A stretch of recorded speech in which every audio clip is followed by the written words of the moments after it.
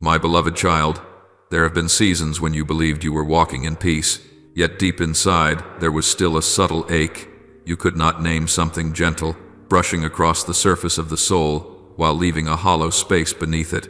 There were words that sounded soft, so understanding, so on your side, easing your heart like a cold cloth laid on a swelling. Yet when night came, you still did not truly rest. I see every time you cling to a comfort simply because it numbs the pain in the moment, not because it leads you closer to truth. I see you sitting in conversations that make you laugh, yet afterward, you walk home with a quiet heaviness you cannot explain. I want to tell you, from this very moment on, that not everything pleasant comes from heaven, and not every silence inside you is peace. Some forms of stillness are merely the numbness of the spirit after it has been saturated by too many sweet noises. I am gently touching the place where you have grown used to calling everything fine, simply because you no longer have the energy to discern. I do not come to rebuke you, but to lift the thin mist that has settled over your ability to recognize my voice. I want to draw you out from a counterfeit safety where your body feels comfortable, but your soul is quietly eroding piece by piece. Imagine yourself standing before the sea. The water is blue and clear, the waves glitter beneath the light, inviting you to drink to ease your thirst. From afar it looks beautiful, and you might mistake that crystal water for something that will refresh you, but the moment you taste it, the salt burns your throat, and your thirst becomes fiercer than before. Many gentle words in your life are like seawater. They appear pure, they sound soothing, but when they touch the depths of you, they leave your soul even more depleted. I teach you, not every voice that brings you calm comes from me. There are voices that always take the side of your wounded feelings, that agree with every anger, that make you feel protected, yet in truth they pull you away from the space of healing truth. I do not throw you into storms to teach you. I lead you through storms with words that can touch your pain without indulging it. When you seek only what feels pleasant, you will miss the gentle whispers where I call you back, redirect you, and ask you to turn, even when it shakes your pride. I want you to learn to ask not only, how does this make me feel, but also, where is this leading my soul? Sometimes you wipe your face with a wet cloth after a long day, feeling refreshed and cooled, believing that you have become much cleaner, but only the dust on the surface has been soothed, while within you still needs water and fresh air to revive. Comfort that does not come from truth is like that wet cloth. It reduces the heat on your face, but it does not reach your spirit where the real wounds lie. I am not jealous of any gentle voice in your life, but I grieve when you confuse wiping your skin with cleansing your soul, when you mistake emotional soothing for healing at the root. There are people who approach you with sympathy, sharing, and listening, but their words pull you away from prayer, away from stillness, away from facing yourself before me. There are phrases like, you deserve to enjoy life, just do what makes you happy, everyone has the right to live as they want, that sound compassionate, but quietly sever the thread that connects you to the deeper calling, inviting you into maturity. I do not deny your need to be loved, understood, and embraced. I only want you to recognize that true love will never comfort you by pushing you away from me. My child, it is time for you to learn the difference between the gentleness that heals and the gentleness that sedates, between a hand that takes yours to lead you into light and a hand that holds you only to keep you in the dim. There will be people who soothe your pain by saying, you did nothing wrong, it was entirely their fault, and for a moment you feel vindicated, but afterward your spirit loses the capacity to repent and be renewed. There will be advice urging you to ignore conscience because, as long as you're happy, that's all that matters, while your soul knows very well that such happiness takes you one more step away from me. I do not call you out of darkness to lock you into a rigid box. I call you so that you may learn to live freely in truth, even when that truth opposes every comforting whisper. I want your heart to become so discerning that every time you hear something sweet, you will ask, where does this lead me? Closer to the presence of the one I love, or farther away? When you begin to ask in this way, you step from being easily swayed into being led by the Holy Spirit, from being pulled by every voice to recognizing the rhythm of my heart in every current. I know there are wounds in your life that make you thirst for praise, thirst to be defended, thirst for someone to tell you that you are right, that you deserve priority, that you need not change anything. It is precisely in those places of lack that every gentle voice becomes a trap with a hidden blade, because it touches where you are weak, but does not pour oil and wine to heal. It only adds sugar so you no longer feel the seriousness of the wound. I do not come to expose you before the world. I come to open your eyes discreetly, so you no longer mistake indulgence for comfort, or confuse those who empathize with your pain with those who collaborate with the turn. Choices that dim your soul. I want you to have the courage to admit that some forms of peace you have grown accustomed to are not my peace, but a temporary silencing of the warning within. When you dare to let go of those voices, a space will appear, and in that space, I will begin teaching you how to recognize the gentle yet steady rhythm of my voice. Perhaps you have grown used to a gentleness that never opposes you, that never touches the places you need to be, transformed like a hand that only strokes but never grips tight enough to pull you away from the edge. But my gentleness is not like that. My gentleness does not trade truth for temporary comfort. If I merely soothe you without speaking of the choices that are drying your soul, that would no longer be love, it would only be sedation. There are times you long to hear, "You don't need to change anything, everything is fine." But if I said that while you stand near a dangerous turn, I would betray the deepest part of your heart. I know there is a part of you that longs to be comforted, but there is also a deeper part that yearns to truly live. I choose to respond to the deeper part. I speak softly, but my words do not bow to the illusions that imprison you. That is why you sometimes feel both loved and called out of the place you have clung to. Asterisk, asterisk. My gentleness is not a thick blanket covering every crack so no one sees them. It is like a hand gently lifting the rug so that light may reach the dusty corners you have forgotten. I do not come to lessen your pain by telling you the wound isn't serious. I come to place medicine on it, even if it stings for a moment. I know there are tender words from others that make you feel always right, always the victim, always the most misunderstood, and for a few hours you feel embraced. But afterward, you still lie down with a heart uncorrected, a soul not yet set upright. I cannot love you that way. When I speak to you about forgiveness, about releasing resentment, I do not deny your pain. I simply refuse to let that pain become the master of your life. When I touch the places you long to hide, it is not because I am harsh or cold, but because I honor the destiny I placed in you more than your temporary comfort. I do not see you only in the moment, I see you in the light of eternity. You once confused gentleness with never daring to say no, and mistook meekness for never daring to confront the truth. But look at how I treat you. I speak softly, yet I do not avoid naming what must be named. I do not cradle your fragile ego so much that I would allow your soul to wander away from truth. I do not praise a toxic relationship simply because it keeps you from feeling lonely, nor do I bless a wrong decision simply because you invested many emotions into it. My gentleness knows where to stop at the boundary of deceit. I will not say, "It is fine," to what is not fine, just to spare you from weeping for a moment. I understand that some of my words leave you silent, give you time to digest, but it is precisely there that you are being invited into the realm of maturity. I do not want you to live your entire life relying on others to lull your fears. I want you to learn to stand firm in the peace that comes from truth. My child, there are moments when you want me to simply hold you and say, "Do whatever feels right to you," because every part of you is exhausted by the burden of choosing, deciding, discerning. But if I spoke to you like that, I would allow the winds of every opinion to carry you anywhere.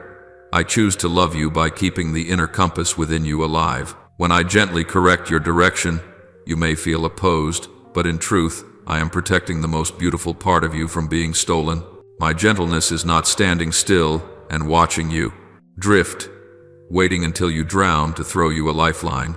I walk beside you, touching your shoulder whenever you lean toward a place that does not belong to you, so that you may turn back sooner, with fewer wounds.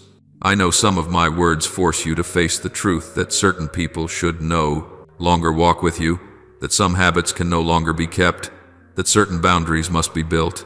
I say these things not to make you lonely, but to make room in your soul for healthier things that are coming.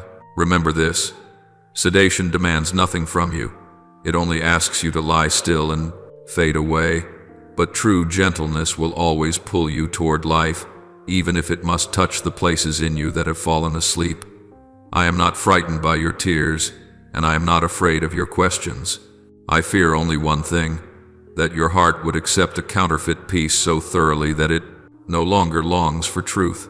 I know the world will keep offering you tender words that never reach the root, embraces that comfort but never restore, voices that say, "I understand you," while encouraging you to walk away from the light.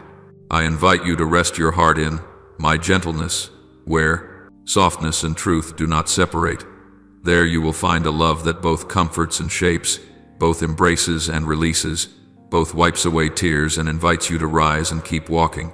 There are words that make you pause because they sound familiar, dipped in the very tone you hear from me, gentle, soft, full of reassurance. They slip into your mind like a breeze gliding through a cracked window, soft enough to avoid your suspicion, small enough for you to think nothing is wrong. But child, the night wind has no warmth.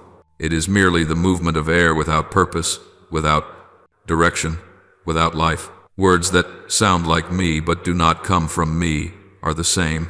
They may carry tenderness, elegance, empathy, yet within them there is no fire, no life, no heartbeat of truth. You listen to them and feel comforted for a moment, only to find your soul hollow afterwards.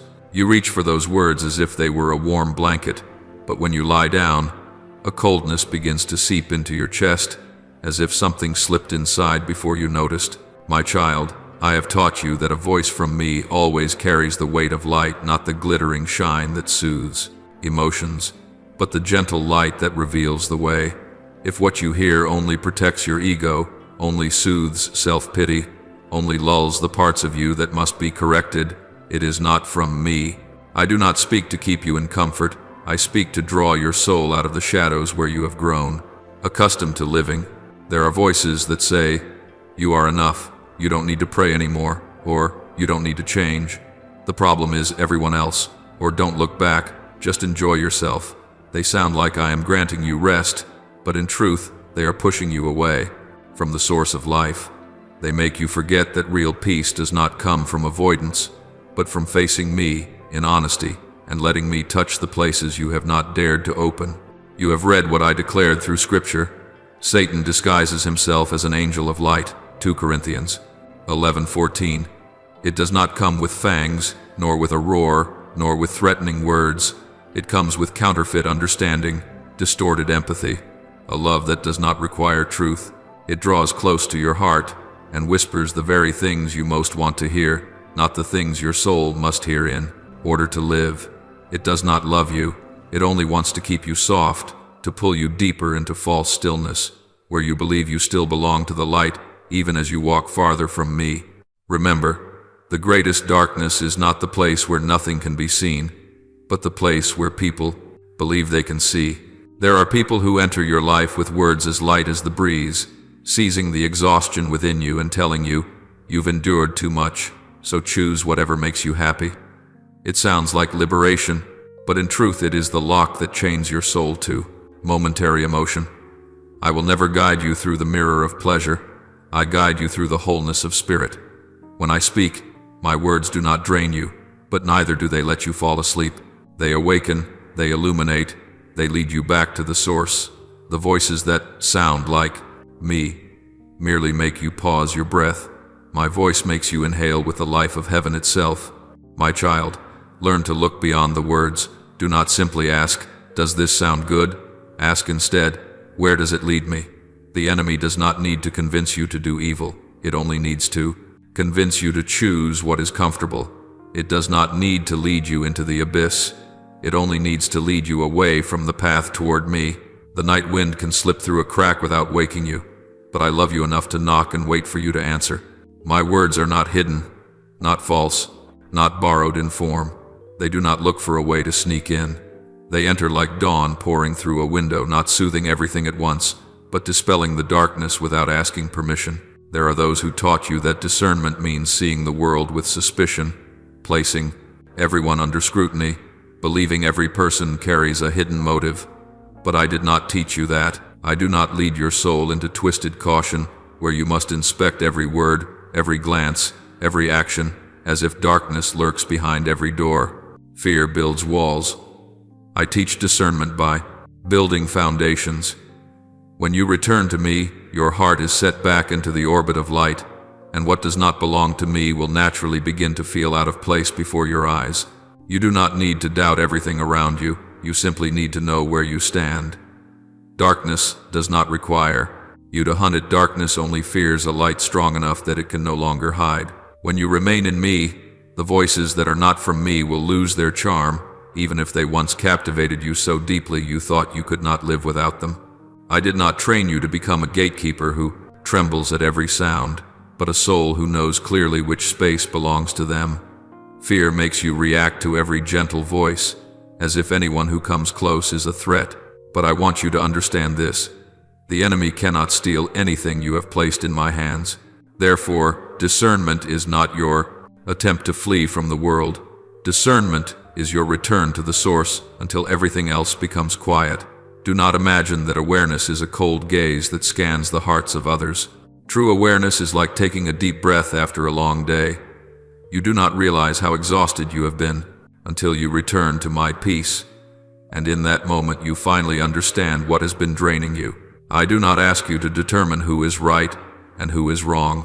You only need to ask, does the presence of this thing allow your soul to keep its rhythm of breathing with me? There are seasons in which you live in fear of being deceived, afraid of choosing wrongly, afraid of falling into the hands of those who mean harm, and because of fear, you close yourself off. You dare not trust anyone. You even dare not listen to my own voice. Fear makes every sound resemble danger, and suddenly you begin to see yourself as a victim of the world. But I did not bring you into existence in obsession. I brought you into existence in light. I did not teach you to discern like a feral cat crouching, ready to arch its back against anyone who approaches. I teach you to discern like a stream. It is neither angry nor loud, yet anything that does not belong to it is naturally pushed aside.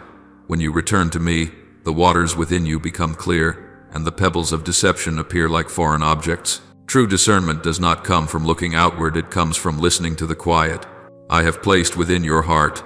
Fear produces souls who tremble and hunt for signs, a glance that seems strange, a sentence that does not soothe, a gesture that feels distant, and they call it spiritual warning. But I do not speak through panic, nor do I speak through the strained emotions that make your heart contract. I speak through gentle steadiness, through reminders like quiet breaths. When something does not come from me, you will sense that it cannot merge with the peace I have planted within you. No alarm is needed.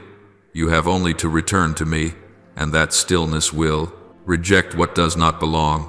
I do not want you to live like a warrior forever aiming a spear at the shadows, but like someone who knows where they stand. When you know you are in me, you no longer need to doubt every step, you simply walk. Remember that discernment is not your attempt to prove who is right and who is wrong, nor is it a hunt for hidden traps. Discernment is a quiet but powerful action, returning to me before you listen to any other voice. It is not reaction, it is choice. You do not need to stare through people to uncover their intentions. You only need to see whether your heart slips away from my presence when you are near them. I never lead you by suspicion. I lead you by trust that has been placed correctly. The enemy wants you to fear mistakes, fear people, fear your own emotions, but I want you to believe that even if you misstep, I am still there. The enemy wants you to close your eyes, but I want you to open them, not to see danger everywhere, but to recognize that the light within you is greater than any darkness that has ever surrounded you. You once believed that any words which made you feel lighter must have come from me, but relief that does not lead you back to my peace is nothing more than a breeze passing through the mind, leaving a greater emptiness behind. Many voices in this world are like raindrops on glass. They blur your vision, but do not flow anywhere. You think your fatigue has been washed away, when in truth, you are only looking at life through distorted mist. My voice never pushes you out of the home within your soul, where you may lay your head without fear of judgment or demand. My voice never pressures you to prove anything, nor does it make you dance to retain the attention of others. I do not pull you into conversations that weigh your soul down, nor push you into relationships in which you must erase yourself to be accepted.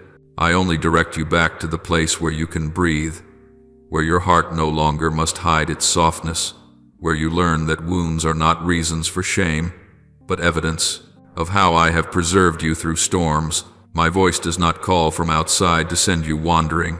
It rises from deep within your soul, like a small flame, not dazzling, but warm enough to remind you that you have always belonged.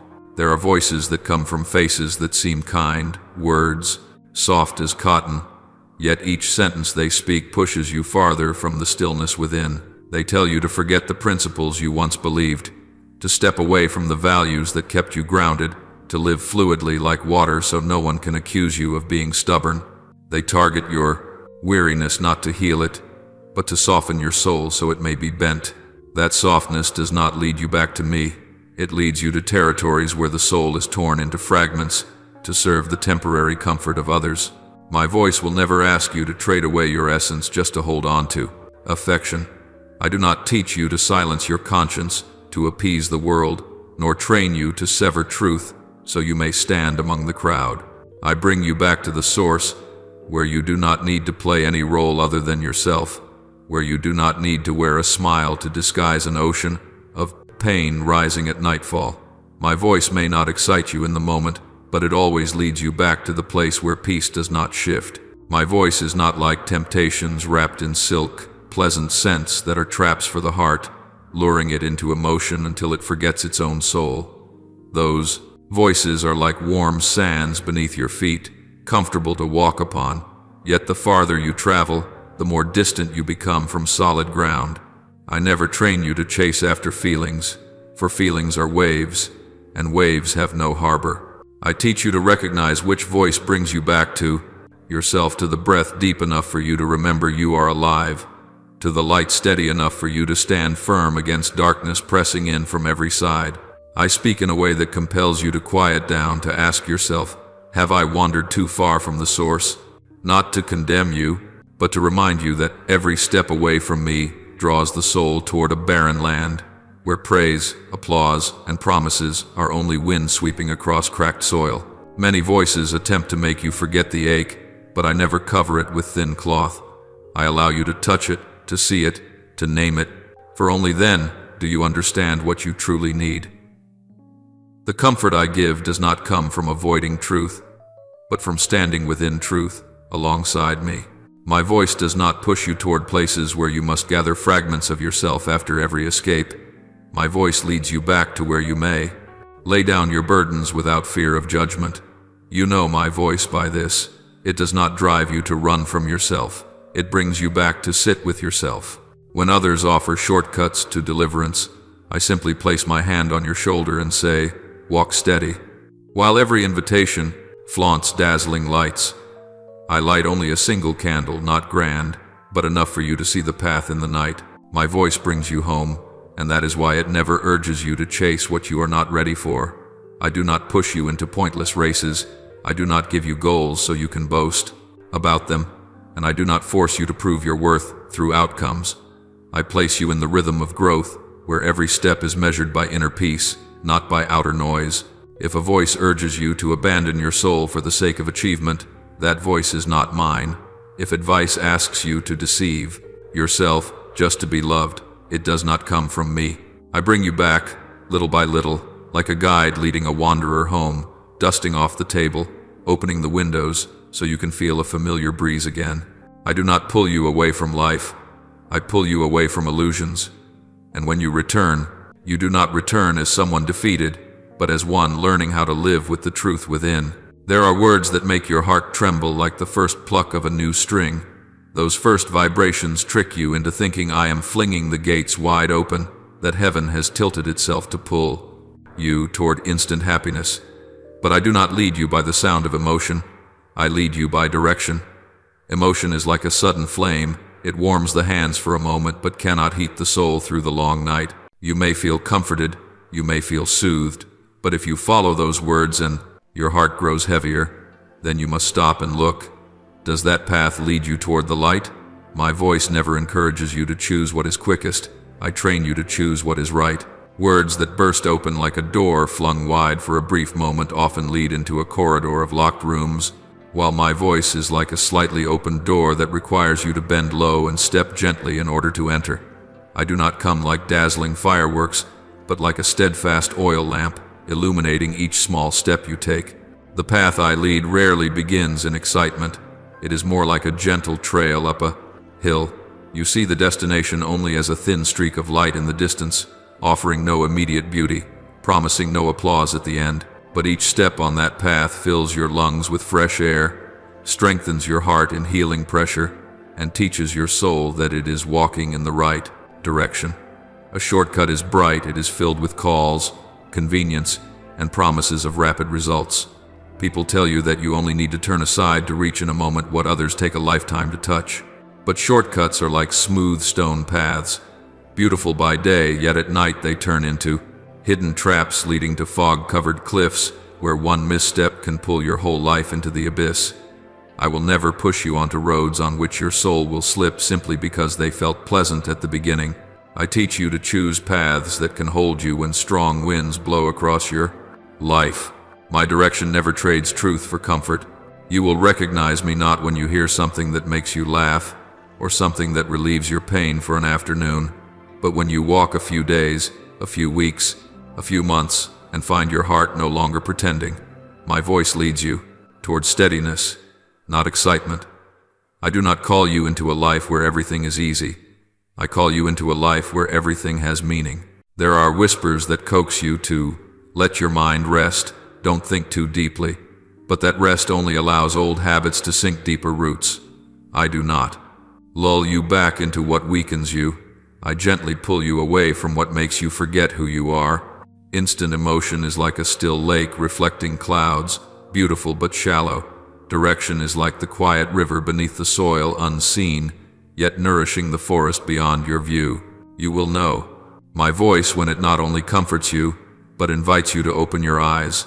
When I whisper, you do not feel released from responsibility, you feel strengthened to walk into it.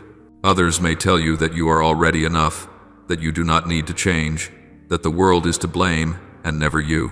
But I speak to you with a gentleness no one can imitate. Look again at the path you are standing on. That gentleness does not diminish you. It opens possibilities you have forgotten. I do not speak to make you feel wonderful. I speak to help you see what is dimming the light of your soul. And when you hear me properly, you do not run away from yourself. You return to yourself. Your steps slow, your breathing steadies, and peace is not a gift I place in your hand, but something that grows from within. There are seasons when you do not hear my voice in words, but through the wall I raise. Before you, you ask why familiar paths suddenly become uneven, why those who once spoke sweetness now carry only emptiness, why doors that once opened lock themselves when you approach. You think I am far from you, but in truth I am pulling your choices toward me. My voice is not always a gentle whisper. Sometimes it is the moment I let a shortcut collapse right before your eyes so you can save yourself from the depths. I am not afraid of you being disappointed. I am afraid of you living comfortably inside a lie. I am not afraid of your questions. I am afraid of your silence, of you turning away, of you seeking counsel that makes your heart no longer need me. I guide you by direction, because direction leads you into heaven. Instant emotion only traps you in a moment. There are words that enter your mind like a waiter in a small tea shop, bringing exactly what you crave at the exact moment you are tired. They do not ask about origins or journeys. They only ask what you want right now, and they place an answer into your hand so neatly that your soul nods before it has time to awaken. False words never need time to listen to your true self. They only need to know what you are lacking in the moment, and turn that lack into a key. When you are confused, they offer certainty. When you are hurting, they offer forgetfulness. When you are impatient, they offer radiant shortcuts. And because they fit so perfectly, so conveniently, you think they are the doors of heaven, opening. But heaven does not arrive as the fulfillment of your desires.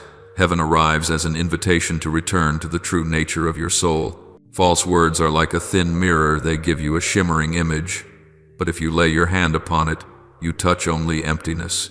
False words do more than soothe your emotions. They use your own intellect against you.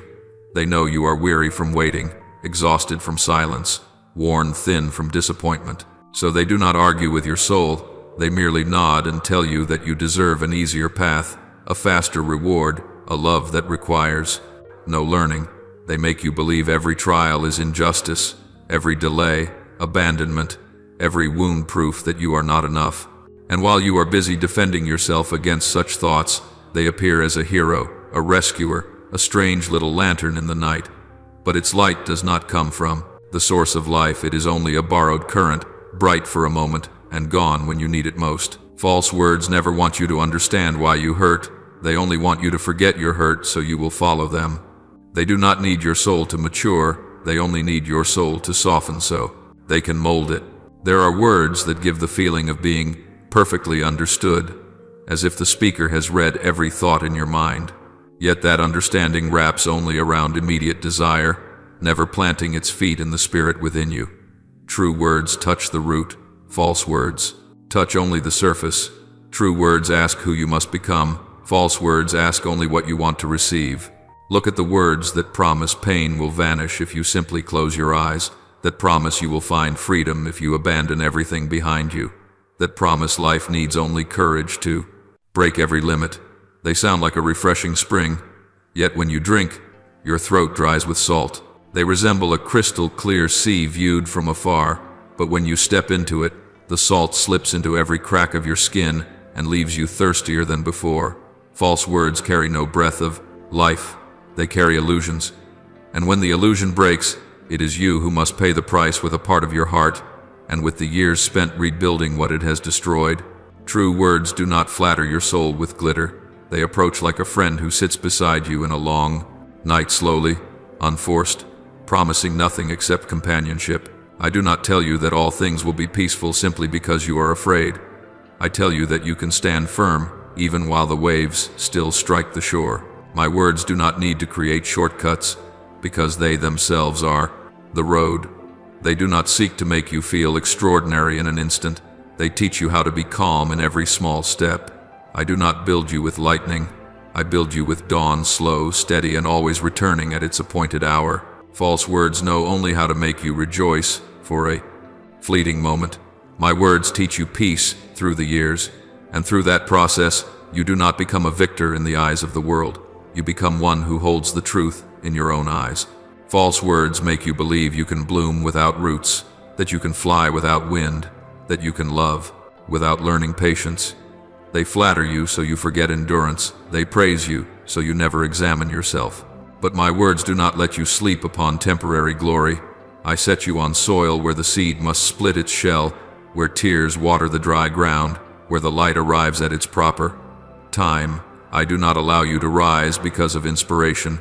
I teach you to rise because of truth. No hill stands firm if you climb it in arrogance. Only the hill that leads to peace stands firm when you climb with resolve. And in the end, what you learn is not how to avoid pain, but how to no longer be ruled by it. There are words that approach you in gentle whispers, creating no pressure, never mentioning light, never speaking of overcoming. They ask you, why must you try? Why must you forgive? Why must you pray? They wrap you in a blanket of self-pity, not as comfort, but as sedation. They tell you that because you have suffered enough, you must now place yourself at the center of everything. Love yourself by blocking every signal from me, distancing yourself from every correction, and cutting off anyone who challenges you. They claim that peace is not something to be practiced, but something to be possessed immediately. That happiness is not the fruit of growth, but the reward for having been hurt enough. They make you forget that true love does not avoid the wound, but faces it, does not sever itself from the source of life, but returns to receive healing. False. Gentleness always chooses the shortest path. It erases the dialogue between you and me, and replaces it with a monologue circling around your exhaustion. It tells you to indulge your pain like a defiant child, to let your wounds lead your emotions, and to see anyone who asks you to grow as an improper enemy. It takes your hand and leads you through polished mirrors, each one reflecting, you are always right, you are always worthy, you never need to change. But behind those mirrors there is no path. You stand alone in a room full of your own images, thinking it is freedom, when, in truth, it is a prison without doors. It is the place where prayer dies, because it no longer has a reason to exist. When you believe you are the center of everything, you will never bow your head, and when you never bow your head, heaven cannot open.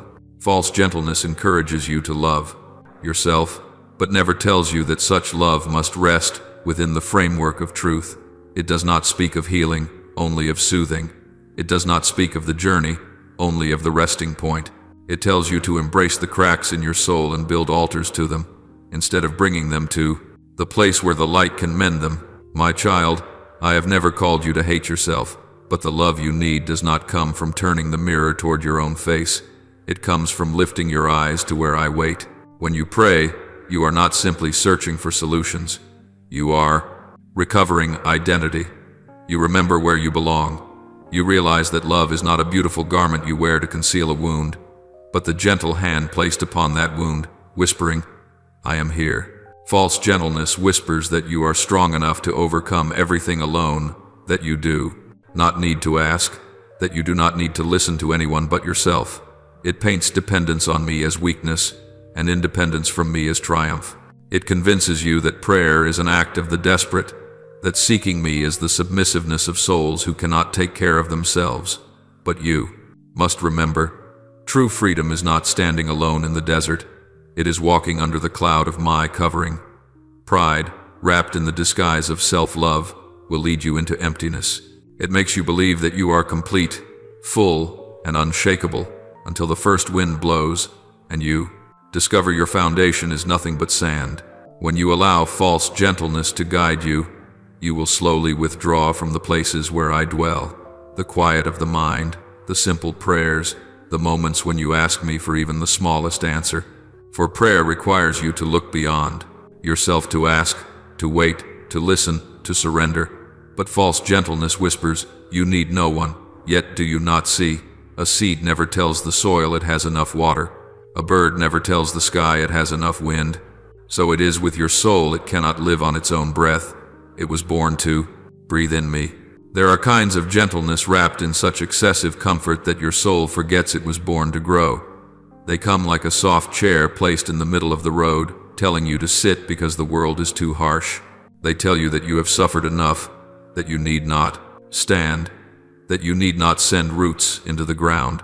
Only lean on praise, on admiration, on the sympathy of those who prefer soothing to healing. They do not speak to you of endurance. They only offer temporary ease. A path that never asks you to grow will keep you forever in a state of immaturity, living off what does not belong to you, and you mistake it for safety.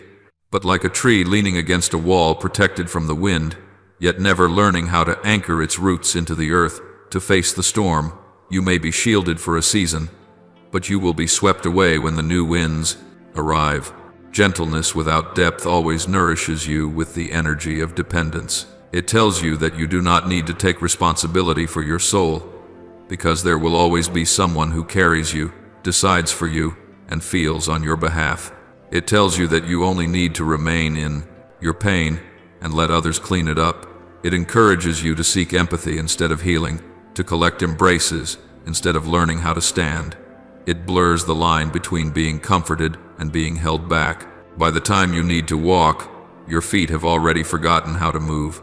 It does not resist you the way obvious lies do. It numbs you gently. It does not push you into darkness. It simply blinds your eyes with a soothing softness that carries no light. In that state, you begin to fear the very places I call you back to. Prayer, stillness, facing yourself. You fear loneliness, because it is no longer the space where you meet me, but the place where no one soothes you. You begin to treat silence as an enemy, because it does not say, you are right, you are wronged, you deserve better. You treat difficult words as an attack, treat correction as rejection, treat truth as something that harms.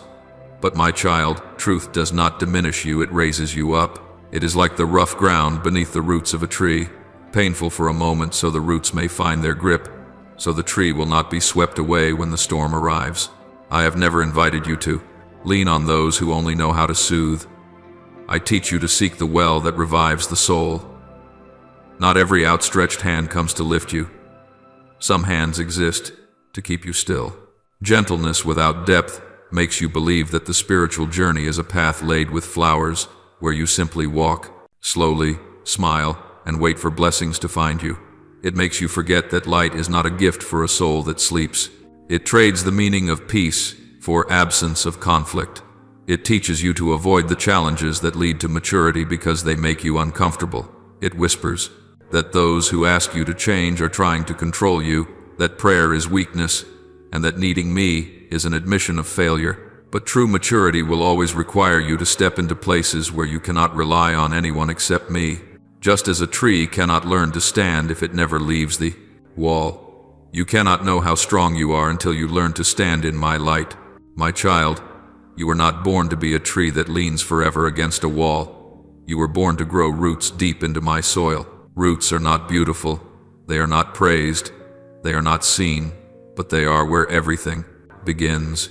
Your roots are prayer, silence, truth, the places where you learn to feel me, not through comfort, but through direction. People will tell you to lean on love, but true love does not cradle you endlessly in its arms. It places you on the ground, straightens your back, and says, stand. Not because you are unworthy of comfort, but because you are worthy of strength. Not because you must endure more pain, but because you were born to overcome pain. You were born to rise, not to cling to temporary walls. There are times when you think holiness exists only in hours of prayer, in sacred moments, in places where candlelight glows and songs resound. You imagine holiness appears only when you kneel, or when your soul trembles before something beyond comprehension. But I bring holiness into your life through things so small that you often overlook them. I do not only shape you through great events or miraculous signs. I use the subtle movements you live each day. When you tidy a room and find peace in its order, when you take a deep breath so as not to respond in anger, when you choose a kind word amid frustration, you are walking into the place where I am training you. Without your awareness, these seemingly insignificant things are seeds of faith, not dazzling, but steady, not glorious, but nurturing the roots. I send holiness to you not through applause, but through the moment you want to retaliate and instead choose silence. I do not only illuminate you on spiritual mountaintops, I teach you in ordinary living rooms, when you hold a difficult conversation but try not to harm anyone. I am present when you rethink your words at night, realizing that a careless sentence hurt someone, and you quietly send an apology without being asked. Holiness is not a halo draped over life. It is the small corner of the soul where you choose truth over ease. It is the moment you feel exhausted, yet, instead of abandoning everything to escape, you stand up once more. My holiness always hides within the stretches you think insignificant, like beams of light, pushing through branches, not loud but patiently awakening the earth. I do not demand that you abandon life to become holy. I teach you to live life in the light. When you wash dishes, when you care for the sick, when you turn off a video that weighs down your heart, when you set your phone aside to sit in stillness before me, you are stepping into practical holiness. The world imagines holiness as something distant, a burdensome duty, a dry rule book. But my holiness is the breath in your lungs, the gentle look in your eyes toward the weak, the patience that appears when you have none left. I do not teach you to flee life. I teach you to carry light into every rhythm of it. When you extend a hand with no expectation of return, when you see injustice and take the side of truth, despite trembling, when you choose to refuse words that harm, you walk through the world as one who carries fire. My child, you are not trained in places of glory. You are forged in the unseen places. A single moment of restraint can change the flow of a day. One decision grounded in truth can alter the course of your life. The quiet habits you maintain, morning prayer, a page of scripture, silence. Before sleep, these are not trivial. They are the spine of your spirit. Just as a tree is not supported by blossoms at the crown, but by the deep rings beneath its bark, you do not grow through flashes of brilliance, but through the silent actions repeated in my light. I do not want you to call upon me only when your soul is wounded. I want you to know me in every ordinary step of life. There are experiences you think unworthy of. Mention a meal you prepare while exhausted, a conversation you silence so it does not turn into conflict, a small amount of money you give even though no one sees. These become the stones I lay beneath your feet, so you learn to walk at my rhythm rather than the rhythm of the world. I use the simplest things to melt pride, so you understand that the soul matures not in moments of victory, but in the places where you willingly humble yourself. No one hears the roots piercing the earth, but the whole forest is kept standing by them. You often wish that spiritual transformation would come like a bolt of lightning, striking down, shattering all pain, sweeping away old habits in a single night. You hope for some miracle that will free you from the fears that have taken root, from the obsessions that have sunk deep, from the attachments that make you think you will never be enough. But I do not shape your soul with storms. I forge you with water. Water does not shout as it passes through the cracks in the rock, yet, over time, it carves out a valley. No one knows exactly when the rock face begins to change, but everyone recognizes the result. I transform you in the same way, bit by bit, breath by breath, through each small choice you consider insignificant. Transformation is not the loud explosion, but the sound so gentle that your soul must grow quiet to perceive it. There are seasons when you stand before the mirror and ask, why am I still the same? Why do I still stumble? You look at the failures that once exhausted you and assume you have not grown, because growth does not come with excitement. But water never asks, how far it has worn down the rock, it simply keeps flowing. I do not ask you to measure your own transformation. I want you to trust the pace at which I lead you. You do not see the old rope weakening. You only see that it still exists. Yet each day you choose what is slightly better. Each moment you return to me instead of acting on instinct. Each time you restrain your ego instead of grasping for the right to retaliate. That is when the stream is touching the stone within you. You see only a drop of water fall. I see an entire cliff face being formed.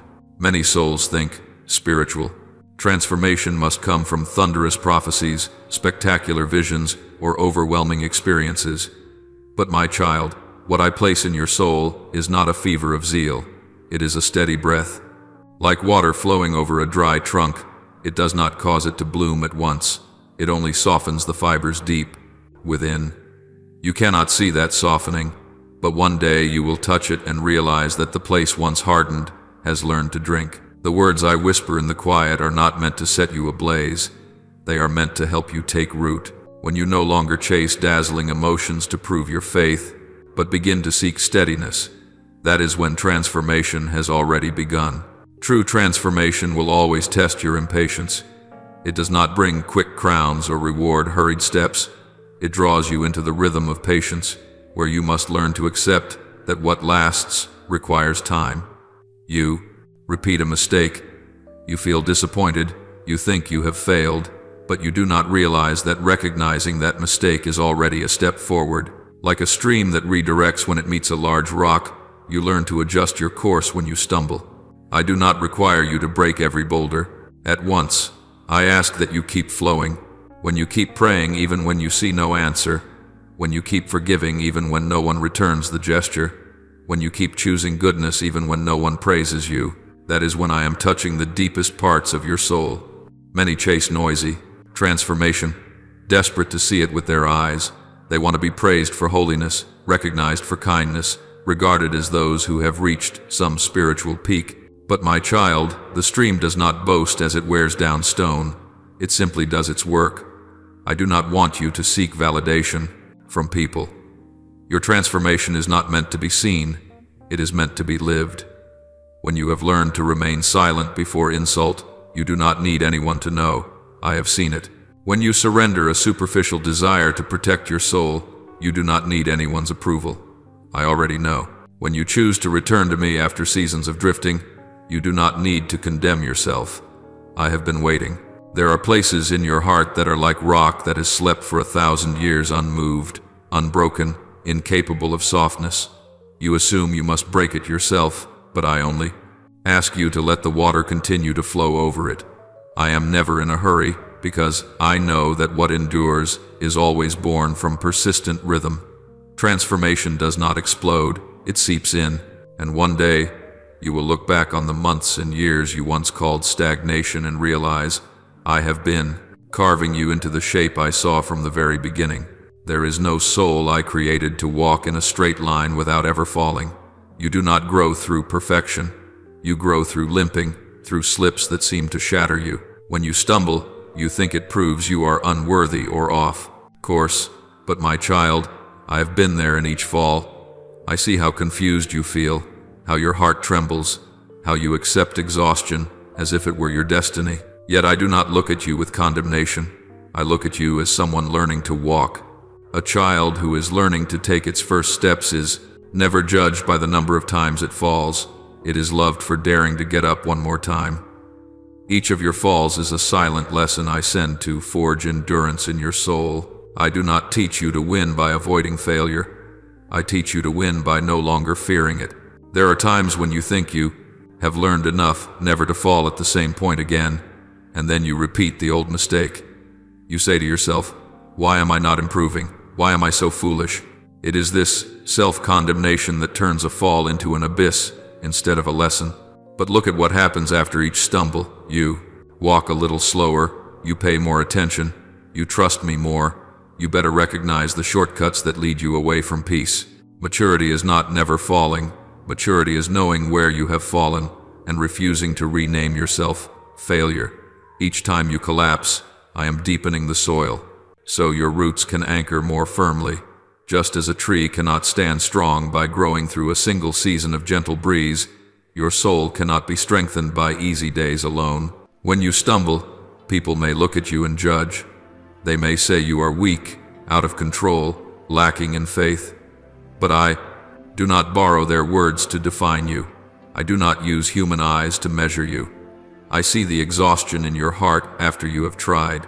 I see the tears you shed when you return home, silent and unable to explain yourself to anyone.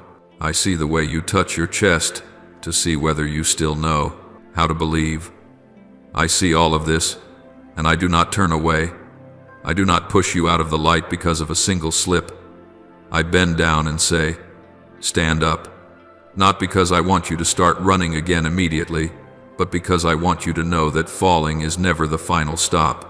Each time you stumble, you begin to see where your body is weak, where your mind is easily shaken, what doors your heart has left open. Not every lesson can be learned while you are standing firm. Some truths are only engraved when you touch the ground. Just as water only finds a new path when it meets an obstacle, your soul only learns to step into humility when it faces its own limits. Pride rarely breaks in victory, but it softens when you fall. Hardness does not dissolve under praise, but it cracks when you realize you need me more than you have admitted. I do not allow you to fall in order to hurt you. I allow you to fall so you will know you are not the source of your own strength. Your true strength does not come from never having failed. It comes from knowing how to seek me when failure finds you. My child, remember that falling is part of the journey, not the final full stop. Just as a path up a hill has slippery stretches, I do not expect you to walk it with flawless posture, never scraping your feet. I want you to understand that every time you stumble, you are learning how to walk with me, not walk alone. I do not teach you how to step out of the light whenever you feel unworthy. I teach you how to return to the light the moment you realize you lack it. Do not confuse falling with failure. Falling is simply an invitation to rise in a different way. No stone can block you when I am beside you. There are only stones that help you recognize that your feet need to grow stronger. You often think gentleness is soothing words, phrases that make you feel comfortable, silence that avoids conflict, an atmosphere where no one mentions what you are not ready to face. You think gentleness is softness that never risks touching your feelings, something that caresses the wound but never reaches the cause. But my gentleness is not a cloth thrown over the problem so that you no longer see it. My gentleness is like a hand resting on your shoulder, turning you back toward the right door even when you want to avoid it. I do not lull your soul into a sleep of temporary comfort. I uphold you at the right moment, keep you from panic, and then place truth before you so that you may grow. My gentleness is never separated from truth, because gentleness that does not lead to truth is only a numbing agent, not healing. There were times when you asked me, "Why do you tell me the truth so soon? Why don't you let me stay at peace just a little longer?" But my child, I see what you cannot see. I see you walking toward a sweet abyss, where each step forward makes it harder to turn back. I see relationships that are not places of healing, but refuges you use to forget yourself. I see decisions you label as self-love, which, in reality, are ways of avoiding the darker corners of your soul. I do not break you so that you will see the truth. I draw you close, place my hand over your heart, and say, "Look, my gentleness is light, shining into a dusty room not to shame you, but to show you what needs to be cleaned." Light never apologizes for revealing dust. It only does what it was made to do. My gentleness is not silent permission for lies to grow.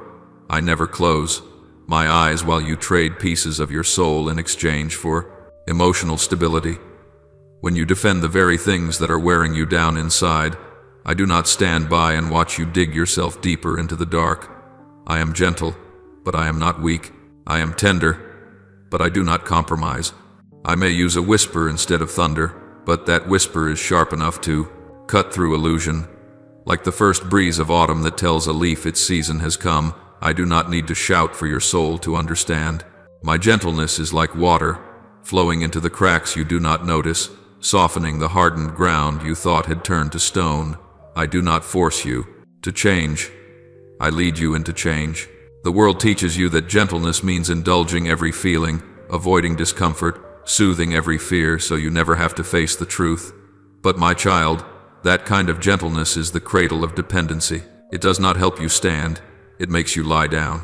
It does not teach you to walk with steady feet. It teaches you to always look for someone else to carry you. It does not restore your soul. It only helps you forget the cry for rescue within. My gentleness is different. It does not avoid pain. It heals pain. It does not avoid truth. It clothes truth in mercy. Like a physician who rests a hand on the wound before touching it with the needle, I let you feel that I am there before the treatment begins. I do not give you gentleness to keep you in the dark. I give you gentleness so you will be strong enough to walk into the light. My child, let me remind you of this. My gentleness never costs you truth. If someone claims to love you but hides the truth in order to keep you inside their own safe zone, that is not love that comes from me. If any counsel brings you a sense of peace yet dulls your soul's sensitivity to me, that counsel is not from me. I do not lead you out of reality. I lead you out of deception. I do not tuck you into a room where hidden flames are burning. I pull you through the window, even when that pull feels like it hurts. For I know there is a gentleness without truth that will slowly destroy you. But gentleness with truth will raise you up stronger than you have ever been. You are afraid that if you trust my voice, you will become fragile, easily wounded, like a soul waiting for others to decide for you. The world has drilled into you that only those who fight on their own, stand by themselves, harden themselves, are truly strong, and that those who place their trust in the unseen are weak and easily broken. But my child, I have never called you to become a cold stone that never bows. I did not form you to be armor that shields you from every feeling. I formed you so that you would know how to lean on a strength beyond yourself, so you would not have to strain until you collapse. Strength in me is not stubbornness. It is knowing how to rest like a boat that does not resist the current with all its might, but knows how to set its sail so the wind can carry it farther. You think, relying on me makes you weak, but weakness only exists when you lean on things that cannot carry your soul. Leaning on me is not surrendering in defeat. It is the act of one who understands they do not need to fight alone. My voice never calls you a coward. My voice does not shrink you, nor does it turn you into a soul that apologizes for existing. My voice leads you into a land where courage does not come from displaying strength, but from the quiet assurance of being protected. When I say, rest, I am not teaching you to run away. I am teaching you to choose your battles in their proper time. When I say, let go of what keeps you restless, I am not stripping you of control. I am loosening the cords the enemy has quietly wrapped around your wrists through small compromises. Some will tell you that prayer is for those who cannot face life, but only weak souls are afraid to kneel.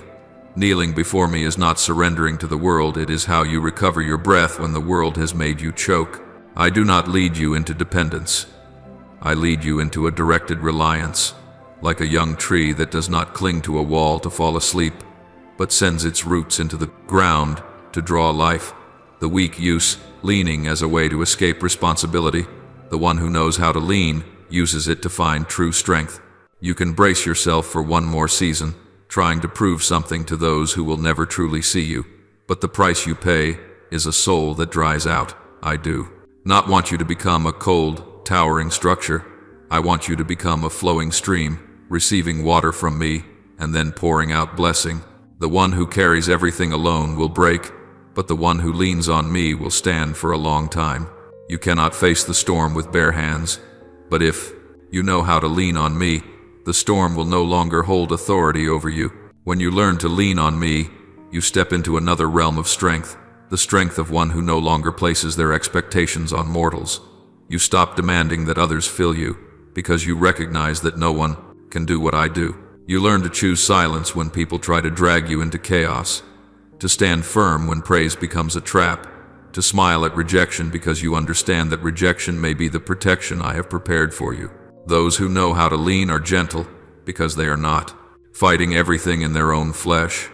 Those who refuse to lean are often harsh because they live in a constant state of imbalance. I did not shape you to be a whirlwind that sweeps everything away.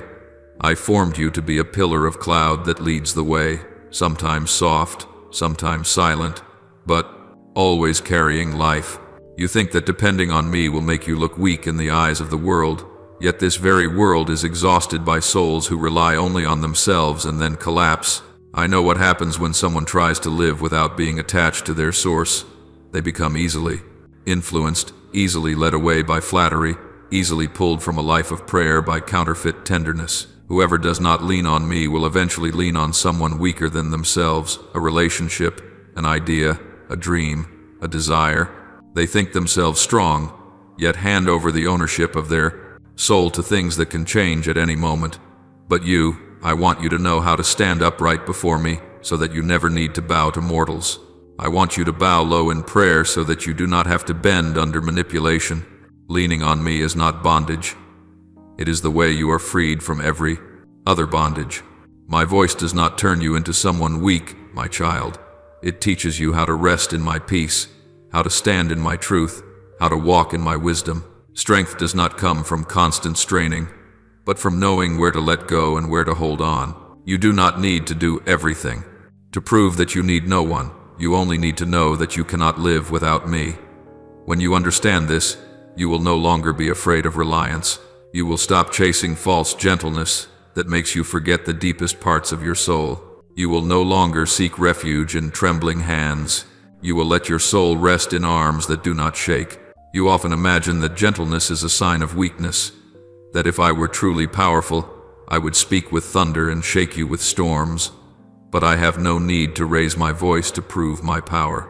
I am gentle because I know exactly the limits of your soul. When you need only a light touch to keep from breaking, when you need stillness instead of correction, you have walked through many seasons no one has seen, carrying wounds that only you know.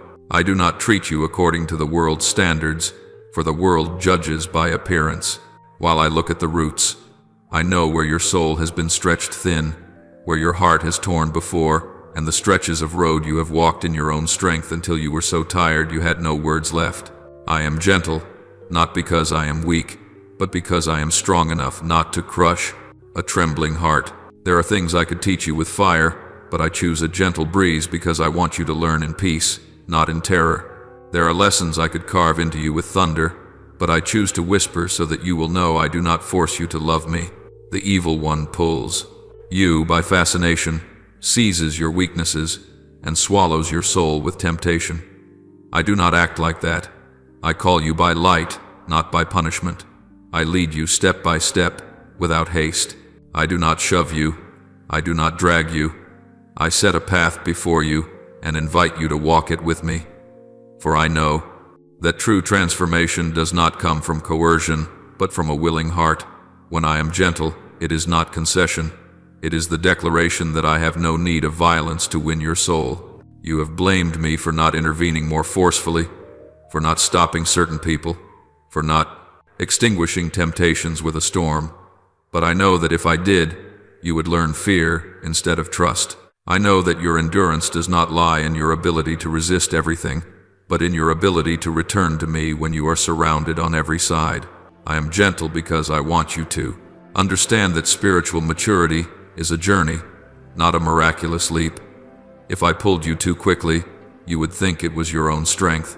If I placed you in spaces where I know your roots are not yet deep, you would be shattered again. I do not test you to see whether you will fail. I test you so that you may see you know where to find me. And because I know the weight you are already carrying, I place on you only what is fitting, neither too much nor too little. The world does not understand my gentleness. The world believes that truth must be sharp, must cut deep, so that people will be terrified into change. But my gentleness is a blade sharpened with light. It does not slice your flesh. It separates darkness from your soul. It does not tear you apart to repair you. It loosens each knot that has left you breathless. I touch you as a master jeweler touches an unfinished gem, not because you are fragile, but because I know your value. Rough stone is shaped with hammers. Gemstones are shaped with hands. You are a gem, not common stone. That is why I do not smash you. I refine you with patience. There are souls that prefer a harsh tone because they think severity alone proves truth, but truth does not need to scream to remain truth. My truth stands firm in silence. It is like the moonlight in the night, not blinding, not showy, yet enough to guide the soul that knows how to wait. Darkness can imitate light to enchant you, but it can never bring peace. I know when you are swayed by sweet words, and I also know when you need my silence to recognize what inside you is trembling. I am gentle not because I am absent, but because I am holding your heart, not allowing it to break again. You think I do not understand the tension that seeps into every bone and every breath when you have to make a choice. You imagine I see only the final decisions and not the battles that rage in your mind. But I have been with you in every sleepless night, in every middle ground, where you know what is right yet still fear the loss it might bring. I know. Even the choices you made out of loneliness, abandonment, and exhaustion. I know when false gentleness drapes over you like honey, and I know how to touch you without making you fall. I do not shove you. I place my hand on your shoulder so you can realize that you have never had to stand alone. I am gentle because I know you have not forgotten how to be soft. You think you have become hardened, but beneath those layers of defense is a heart still longing to be touched in the right way. I do not demand that you be strong so that I can stay with you. I stay with you so that you may become strong. Your capacity to endure is not measured by how many times you stand up on your own, but by how many times you allow me to lift you. And when you understand this, you will see, my gentleness is not a sign that you are weak. It is the evidence that I know you more deeply than anyone else. You have lived in a world where praise is currency, where gentle words do not come to nourish the soul, but to indulge the ego. Those voices make you hold your head high, but never teach you how to bow.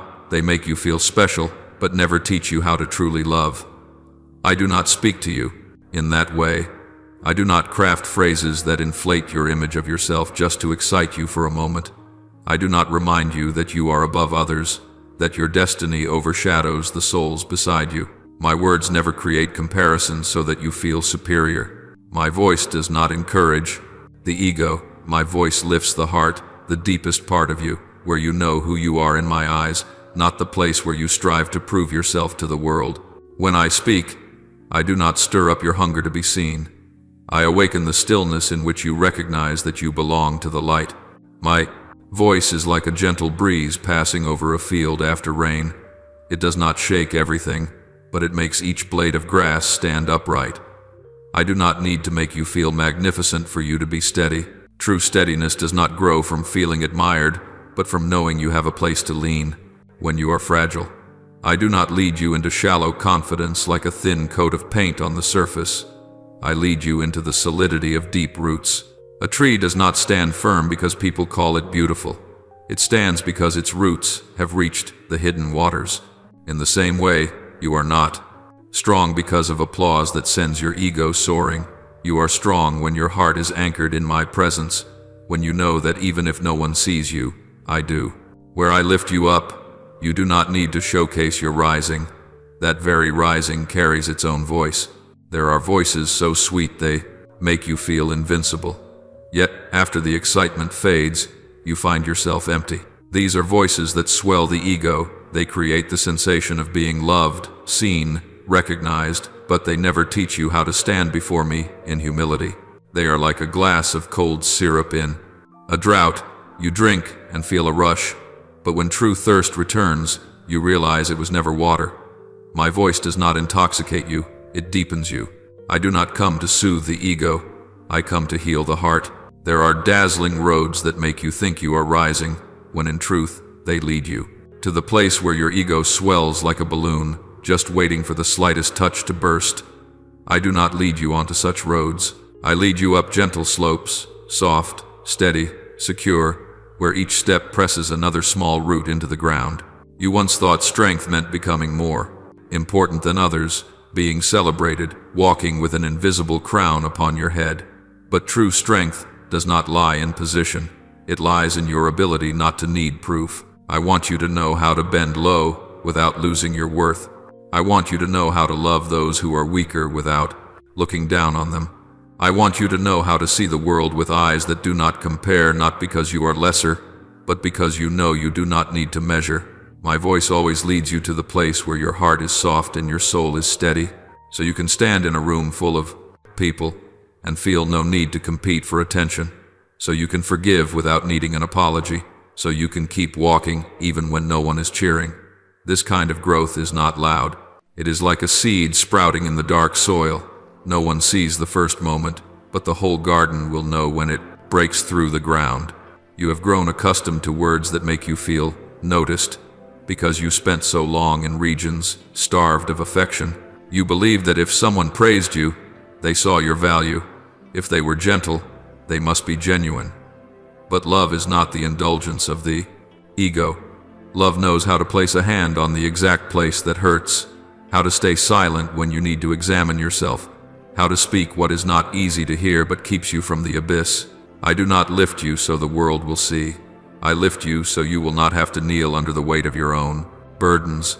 I do not inflate you so you will want to rise above others. I set you in the right place so you know that every step matters, even when that step is small. My voice does not make you the center of the world, but it lets you see that you have always been at the center of my love. There will be times when my words do not seem reasonable to you. They do not give you shortcuts. They do not hand you instant painkillers. They do not grant you the kind of triumph your ego craves. I speak things that require you to ponder, to return to me, not to run back to the world for confirmation. I plant within you a different kind of longing, not the longing to be recognized, but the longing to belong. Not the longing for indulgence, but the longing for peace. Not the longing for victory, but the longing to live rightly. And as you walk in that longing, you will see, my voice lifts the heart. It does not puff up the ego. My voice does not carry you upward like a balloon. It makes you firm, like a pillar of stone in the sea. There are voices that come to you, clothed in the beauty of applause, lifting you like the first wind of the season, making you believe you are flying, that you have suddenly reached some higher plane. They tell you that you deserve so much more, that you need no one, that you are so special the world should revolve around you. At first, such words sound like encouragement, like comforting arms, but they never ask if you are tired. They never ask where you have been broken. They never ask whether you want to be healed or only want to escape the pain. These false voices lift you with a strong wind, but they do not lead you to a harbor. They push you far from shore and leave you drifting in open water, where the waves are no longer under control and the winds change direction without regard for your peace. They stir up your pride, but they do not give you an oar to find your way home. They praise you, but abandon you once the thrill has passed and your heart is searching for a place to anchor. False praise always serves itself, not your soul. It does not care about process. It hates silence. It despises steady growth. It craves instant results. It wants you to respond with impulsive actions, to launch yourself forward like a boat without a course, moved only by what seems like a favorable breeze. Those voices never invite you to pray. They invite you to take off. They never ask, "Have you asked me yet?" They ask, "What are you waiting for?" They do not help you discern. They stimulate your ego. You think they understand you because they call out the deepest desires of your heart. But true understanding is not the ability to strike your desires, it is the ability to lead you back to truth. False winds do not care about the shore, they care only about motion. False voices do not care about your soul, they care only about the allure of the moment. One of the clearest signs of false praise is its disappearance when you need something to hold on to. It is like a friend who speaks the most beautiful words at a banquet, yet when you collapse in the middle of the night, it is as silent as an empty chair. It is present when you are joyful, but nowhere to be found when you face your fears. It praises you for what you do, but never looks at who you are becoming. It cheers when you run, but abandons you when you fall. It does not know how to wait for you. It only knows how to push you. And anything that urges you away from my presence does not come from me, no matter how sweet it sounds, no matter how perfectly it says what you want to hear. The wind from heaven does not drive the boat away from its shelter. It supports the sail when the boat is already set in the right direction. My voice does not excite you and then leave you to manage on your own. My voice gives you peace even when nothing has changed yet. False voices do something even subtler. They make you believe that praise is proof of love. They convince you that the one who speaks the most flattering words is the one who cares the most. But true love does not need many words to prove itself. Love knows how to wait. Love knows how to ask. Love knows how to remind you to return to prayer when your heart has slipped off its foundation.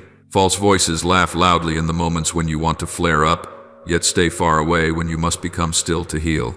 They cannot bear the silence of the soul, because silence is where the counterfeit is exposed. Your soul needs only one moment standing still before me to realize how many voices that once led you far never actually walked with you. They only used you. They did not lift you. They consumed you. And you only recognize this when the wind dies down, when you look around and realize you have drifted so far from shore that you no longer see where you began. Some ask, how can I know it is not you? I answer you without using fear. If a voice causes you to forget to pray, to forget to return, to forget to bow your head in quiet, it is not from me. If a voice makes you believe you do not need grace, do not need to be refined, do not need to learn patience, it is feeding your ego, not your soul. If a voice leads you to think you can live apart from me and still be full, that is the voice of the deceiver. I never lead you to a place where I do not go with you. I do not send you out to sea without placing a compass in your hand. I do not lift you with a gust of wind, only to abandon you in the middle of the waves. I bring you into maturity by never letting go of your hand, even when the journey is slower than you desire. Your maturity is not measured by praise.